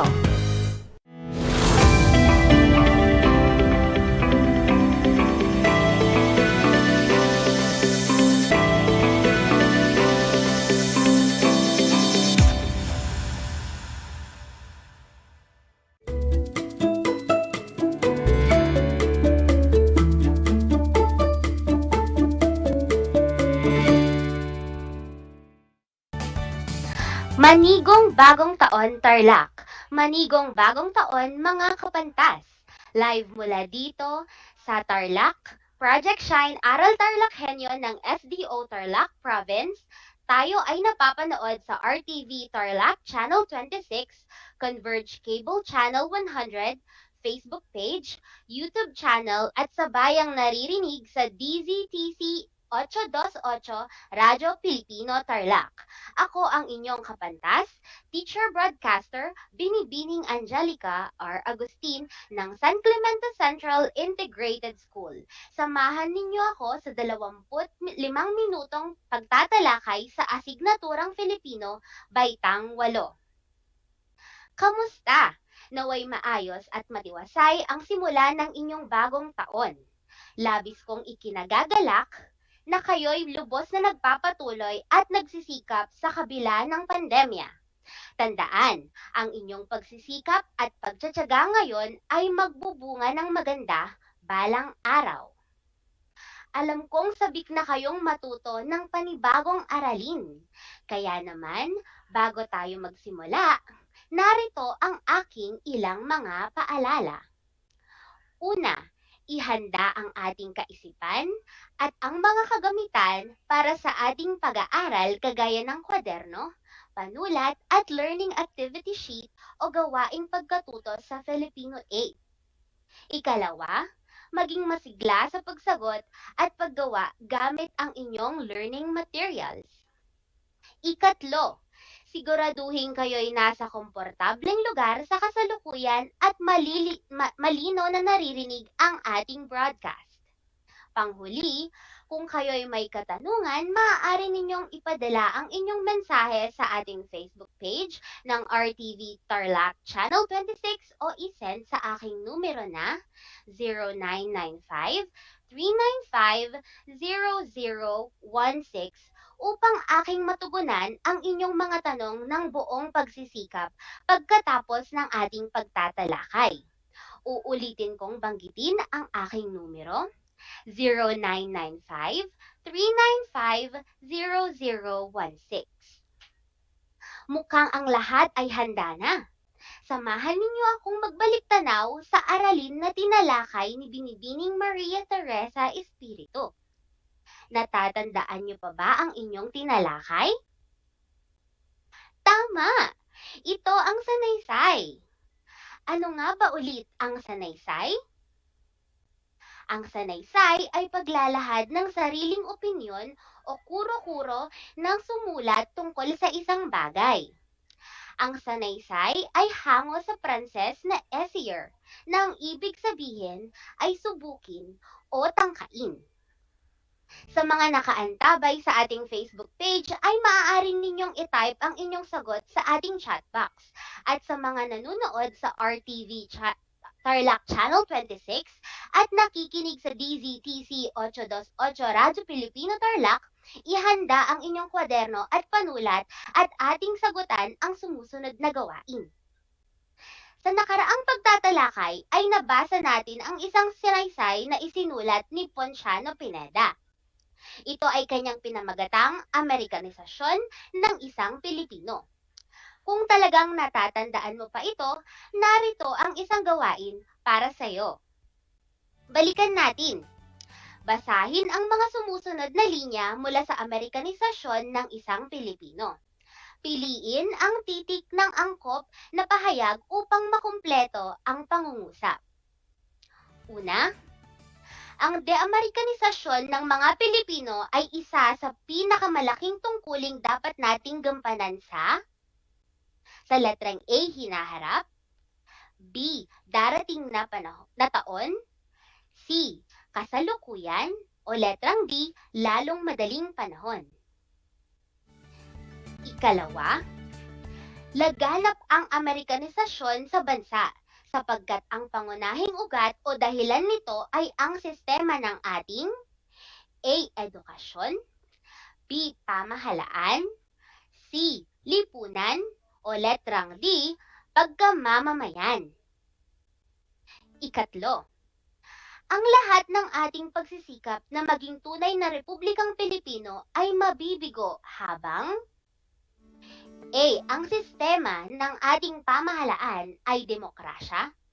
B, ang mga Pilipino ay patuloy na pupunta ng Amerika upang magtrabaho. C, ang mga Amerikano ay nananatili sa ating bansa. O letrang D, ang sistema ng ating panturoang pambansa ay dayuhan. Ikaapat, habang di ganap ang pagka-Pilipino ng sangkapilipinuhan, ay hindi tayo, sa letrang A, magkakaroon ng sariling wika at kultura. Sa letrang B, makapagtatayo ng lipunang tunay na Pilipino. Sa letrang C, makikilala sa buong mundo. O letrang D, magiging kagaya ng bansang Amerika. Panghuli, isang kababawan kung di man katungkagan ang mag-akalang tunay na A, ninais ng mga Amerikanong tayo'y hanguin sa kulturang barbarism. B, nagmalasakit ang mga Amerikanong gawin tayong estado ng Amerika. C, nagbuhos dito ng salapi at panahon ang mga Amerikano para sa ating sariling kapakanan. O letrang D, di nakinabang ang Amerika sa mga likas na yaman ng bansa. Kung ang sagot mo sa unang bilang ay letrang C, sa ikalawang bilang ay letrang A, sa ikatlo ay letrang D, sa ikaapat ay letrang B, at panghuli ay letrang C, mahusay, nakuha mo ang lahat ng tama. Palakpakan mo ang iyong sarili. Dumako na tayo sa ating paksa ngayong hapon. Mula ito sa Most Essential Learning Competency na ipapaliwanag ng maayos ang pansariling kaisipan, pananaw, opinyon at saloobin kaugnay sa akdang tinalakay. Mahuhulaan niyo ba kung ano ang akdang pampanitikan ang ating tatalakayin ngayong hapon gamit ang mga sumusunod na simbolo? Magbabasa ako ng komento. Babasahin ko ang komento ni Daniel Reyes ng Tarlac City. Maikling kwento po. Mahusay, Daniel! Tama ka! Ang ating tatalakayin ngayon ay isang maikling kwento. Tara, pag-aralan natin kung paano maipapaliwanag ng maayos ang ating pananaw, kaisipan, opinyon o saloobin tungkol sa anyo ng panitikan sa araling ito. Ang maikling kwento. Ano nga ba ang maikling kwento? Ang maikling kwento ay isang genre ng pasalaysay na akdang pampanitikan na umiinog sa paglalahad ng isang pangyayari. Tinataya ito sa pamamagitan ng pagsusuri sa mga elemento nito: pananaw, tauhan, tagpuan, banghay, tunggalian, at tema. Mahalagang bahagi ng ating pagbabasa sa mga maikling kwento ang pagkakaroon ng sariling pananaw o opinyon. Ito ay nagpapakita lamang na ang iyong binasa ay naintindihan mong mabuti. Kaya naman, mahalagang malaman natin ang mga pahayag na ginagamit sa pagpapaliwanag ng ating pansariling kaisipan o opinyon. Kung kaya't sa bahaging ito ay marapat na bigyang linaw muna natin kung ano nga ba ang opinyon. Ang opinyon ay pumapatungkol sa paniniwala, paghuhukom o paraan ng pag-iisip ng isang individual ukol sa isang paksang nabasa. Sa pagpapaliwanag ng pansariling kaisipan o opinyon tungkol sa akdang binasa, mahalagang isaalang-alang ang mga sumusunod. Una, mahalagang nabasa at naintindihan mo ng maayos ang akda upang makapagbigay ng angkop na opinyon tungkol dito. Tiyaking alam mo ang mga elemento ng maikling kwentong iyong binasa. Makakatulong ito upang mas mapalawak ang iyong ideya at mas maging katanggap-tanggap ang iyong opinyon. Ikalawa, gumamit ng mga kataga o pariralang nagpapahiwatig ng saloobin upang mas maging malinaw at maayos ito. Maaari nating gamitin ang mga katagang, sa aking pag-unawa, ang aking paniniwala tungkol dito ay, ayon sa nabasa kong akda, sa aking pananaw, sa aking palagay, kung ako ang tatanungin, ako ay sang-ayon o hindi ako sang-ayon sa, ang aking maimumungkahi ay, at iba pa. Panghuli, siguraduhing tama at magkakaugnay-ugnay ang iyong mga ideya na nagpapahayag ng iyong opinyon. Maaaring magsaliksik ng impormasyon upang mas maging epektibo at wasto ang iyong pananaw. Upang maisagawa natin ang araling ito, narito ang buod ng isang maikling kwento na isinulat ni Efren R. Abueg at pagkatapos humanda sa mga ilang katanungan. Makinig at unawaing mabuti ang kwento. Ating kilalanin ang may akda. Si Efren R. Abueg ang isa sa mga ginagalang na nobelista, kwentita, mananaysay at kritiko ng kanyang panahon. Kabilang sa kanyang mga aklat ang Bugso, ang kanyang kauna-unahang koleksyon ng mga kwento. Siya ay nakatanggap ng maraming parangal gaya ng Palangka Memorial Awards for Literature sa maraming taon. Narito ang isa sa kanyang mga akda. Ito ay pinamagatang Ang Saranggola. Ito ay nagsimula sa mag-amang nagkwakwentuhan. Sinabi ng ama sa kanyang mga anak, may isang batang lalaki na humiling sa kanyang ama na bilhan siya ng isang guryon. Ngunit sinabihan lamang siya ng kanyang ama na bumili ng kawayang papel at gumawa ng kanyang sariling guryon. Hindi marunong ang bata, kaya tinuruan siya ng kanyang ama na gawin ito. Sa halip na matuwa ang batang lalaki, nagalit ito at humiling ulit siya sa kanyang ama na bilhan siya ng guryon. Kinakantsawan siya ng kanyang mga kalaro sa pagkakaroon ng maliit na saranggola. Kahit meron silang perang pambili ng isang guryon, hindi pa rin siya binilhan ng kanyang ama. Bagkus ay tinuruan niya ito kung paano magpalipad ng saranggola. Lumipas ang mga araw, ang batang lalaki ay natuto ng magpalipad ng saranggola at nalagpasan na niya ang mga guryon ng kanyang mga kaibigan. Isang araw, napatid ang tali ng kanyang saranggola at nasapid sa isang balag, ngunit hindi pa rin ito nasira.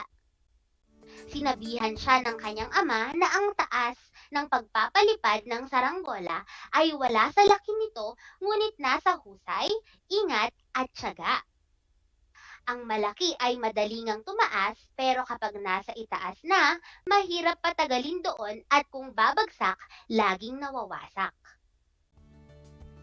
Lumipas ang mga taon, hindi pa rin nawala ang galit ng batang lalaki sa kanyang ama. Pakiramdam nito ay kinawawa siya ng kanyang ama dahil maliban sa di pagbili ng guryon, hindi ito bumibili ng bagong sapatos at damit ng batang lalaki kahit ito'y sobrang luma na. Lumipas ang maraming araw, hindi pa rin naunawaan ng batang lalaki kung bakit siya pinahihirapan ng kanyang sariling ama. Hanggang sa pagpili ng kursong aaralin sa kolehiyo, ang pasya pa rin ng ama ang nanaig dahil sa tingin ng kanyang ama ay iyon ang makabubuti para sa kanya. Nag-aral ng mabuti ang batang lalaki at nakatapos ng kolehiyo. Binigyan siya ng pera ng kanyang ama para sa pagpapatayo ng isang machine shop. Noong unay, hindi niya ito tinanggap dahil iniisip niyang mamanahin niya naman ang machine shop nila. Ngunit sinabihan siya ng kanyang ama na kaya pa niyang hawakan ang negosyo at mas makabubuti na tumindig siya sa kanyang sariling paa. Kaya tinanggap niya ng masama ang loob ang pera at nagpatayo ng sariling machine shop malapit sa negosyo ng kanyang ama.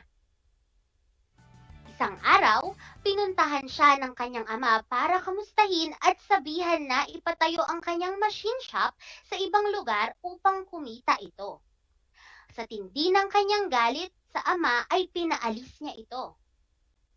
Lumipas ang ilang buwan ay nalugi ang negosyo ng batang lalaki at humingi siya ulit ng puhunan sa kanyang ama. Hindi siya binigyan nito, kaya ang galit na nadarama ng kanyang anak ay lalong tumindi. At dahil doon ay nakalimutan niya ang paggalang sa magulang. Lumipas ang maraming taon at umasenso ang kanyang negosyo. Dahil nagpatayo siya sa ibang lugar. Isang araw, dinalaw siya ng kanyang ina at sinabi sa kanya na gusto siyang makita ng kanyang ama at ang kanyang mga apo. Ngunit hindi ito pumayag dahil kinalimutan na niya na mayroon siyang ama. Sa hindi inaasahang pagkakataon sa kanyang pag-uwi galing sa trabaho ay hindi niya nadatnan ang kanyang mga anak at asawa. Nabalitaan na lamang niya na pumunta pala ito sa mga probinsya ng kanyang mga magulang. Labis ang kanyang nadaramang galit sa ginawa ng kanyang asawa. May puot na sumiklab sa kanyang dibdib. Nanlambot siya saglit. Ngunit sa pagkaunawang patawarin ang kanyang ama, nagbalik sa kanyang isip ang masasayang sandali sa piling nito. Nagunitan niya ang pagpapalipad nila ng saranggola. Wala sa laki ng saranggola ang pagpapalipad at pagpapatagal niyon. Iyon ay nasa husay, tiyaga, at ingat iyan. Dali-dali siyang pumunta sa kanilang probinsya pero huli na ang lahat dahil patay na ang kanyang ama. Sinabi ng kanyang ina na huwag siyang umiyak dahil namatay ang kanyang ama na walang hinanakit sa kanya. Natupad nito ang kanyang pangarap na marating ng anak ang itaas at nakatiyak siyang makakapanatili ang anak roon. Nang lapitan niya ang kabaong ng ama at tunghayan ang mga labi nito, parang lumundag ang kanyang puso at humalik sa pisngi ng yumao. Kasunod nyon, nagunita na naman niya ang pagpapalipad at pagpapatagal ng saranggola sa itaas. Hayaan mo, tuturuan kita, paliwanag ng ama. Nagtapos ang kwento nang aminin ng amang nagkukwento sa mga bata na ito ay kwento nila ng kanyang ama. Mga kapantas, ano ang masasabi ninyo sa kwentong ating binasa? Magbabasa ako ng mga mensahe. Ayon kay Mary Ann Valdez ng Paniki Tarlac, Nasa huli po ang pagsisisi dahil huli na nang maisip ng anak ang magandang hangarin ng kanyang ama para sa kanya. Mahusay, Mary Ann! Kaya nga mga kapantas, ibigin at respetuhin natin ang ating mga magulang habang sila'y nabubuhay pa. Ngayon naman, ating subukan kung naunawaan ninyo ang ating tinalakay ukol sa pagpapaliwanag ng inyong opinyon. Nawa ay nakinig kayo ng mabuti sa kwento upang masagot ninyo ang gawain ng tama. Kunin ang inyong kwaderno at panulat sa mga nakaantabay sa ating Facebook page at maaaring mag-comment. I-type lamang ang inyong mga sagot. Narito ang batuto. Gawin natin. Piliin ang pinakaangkop na pananaw sa mga kinuhang bahagi ng akdang Ang Saranggola. Una, magpundar ka ng iyong sariling negosyo. Mabuti yung nakatindig ka sa sarili mong mga paa. Ano ang ibig sabihin ng tatay dito? Sa letrang A, sa aking palagay, lumpo ang hindi nakakatindig sa sariling paa. Sa letrang B, para sa akin, lahat ng tao ay dapat magnegosyo. Sa letrang C, hindi ako sang-ayon na tumindig ang lahat sa sariling paa kung may dedependehan ka naman. O letrang D, sa aking pag-unawa, kung alam ng isang tao ang hirap kung paano maging matagumpay, papahalagahan niya ito. Ikalawa, ang taas at tagal ng pagpapalipad ng saranggola ay nasa husay, ingat at tiyaga. Ang malaki ay madaling ang tumaas, pero kapag nasa itaas na, mahirap patagalin doon at kung bumagsak, laging nawawasak. Ano ang nais iparating ng ama dito? Para sa akin, maganda ang may malaking saranggola. Sa letrang B, naniniwala akong mananatili sa taas ang saranggola kung mahangin. Sa letrang C, sa aking palagay, ang tunay na tagumpay sa buhay ay makakamit hindi sa pagkakaroon ng mga material na bagay, kundi sa pamamagitan ng husay, disiplina at tiyaga. O letrang D, ako ay naniniwala na mahal ang malaking saranggola kaya maliit na lang ang bibilhin ko. Ikatlo, anak ako ng tanging may-ari ng estasyon ng gasolina at machine shop sa bayan natin.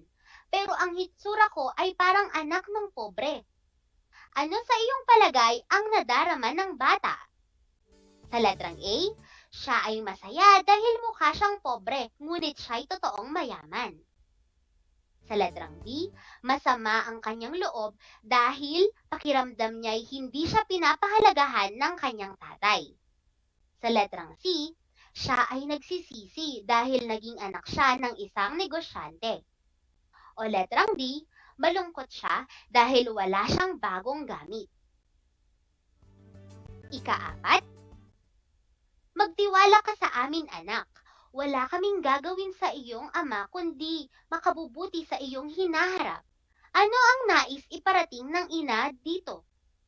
Sa letrang A, sa aking palagay, walang magulang ang gustong ipahamak ang anak. Mahal na mahal nito ang kanilang anak. Sa letrang B, para sa akin, mahirap magtiwala sa tao, kahit sa pamilya mo. Sa letrang C, naniniwala akong kung may tiwala, may nilaga. O letrang D, sa aking pag-unawa, mabait ang nanay. Panghuli, ano kayong klaseng ama? Bakit ninyo natitiis ang inyong anak? Kasiyahan ba ninyong makitang nahihirapan ako? Anong klase ng ama ang nasa kwento? Sa letrang A, para sa akin, siya ay isang ama at ina. Sa letrang B, hindi ako naniniwalang tunay na ama ito ng batang nasa kwento. Sa letrang C, sa aking palagay, isa itong madisiplina at mapagmahal na ama dahil ipinaparanas nito sa anak ang lahat ng dapat niyang matutunan sa buhay. O letrang D, sa tingin ko, ang ama ay nagtitipid dahil sa pagkabaon sa utang.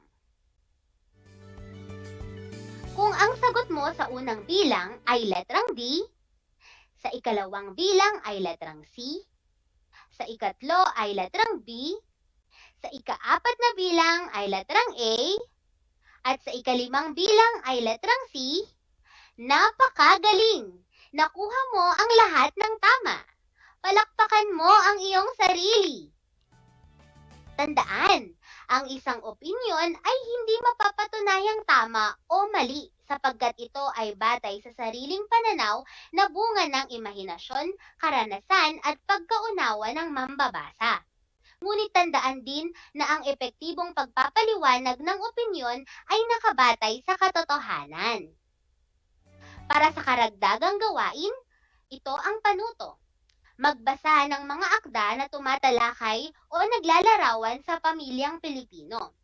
I-record ang sarili habang ipinapaliwanag ng maayos ang iyong saloobin tungkol dito. Iugnay ang iyong karanasan sa sariling pamilya. Siguraduhin na isaalang-alang ang mga dapat gawin upang maipaliwanag ng maayos ang iyong saloobin. Isumite ito sa inyong guro. Narito ang rubrics para sa inyong pagpapaliwanag. Una, kalidad ng pagpapaliwanag, sapat at makabuluhan. Ikalawa, pagsasalita at pagbigkas, napakahusay, mahusay, di gaanong mahusay, may malaking kakulangan at mag-ensayo pa. Kabuuan, 20 puntos. Mga kapantas, nawa ay marami kayong natutunan sa araling ating tinalakay. Kung kayo'y may katanungan, mag-message sa ating Facebook page at ilagay lamang ang code na #kapantas. Tanong, pangalan, baitang, paaralan at ito ay aking tutugunan. Laging isaisip at isapuso na kahit may pandemya sa panahong ito, palakasin ang katawan at maging sabik sa pagtuklas ng karunungan. Laging tandaan, walang ligaya sa lupa na hindi dinilig ng luha. Ang pag-aaral ng mabuti ang susi sa maganda nating kinabukasan. Muli, ako si Binibining Angelica R. Agustin, ang inyong guro sa Filipino 8, Baitang 8. Mga kapantas, hanggang sa muli!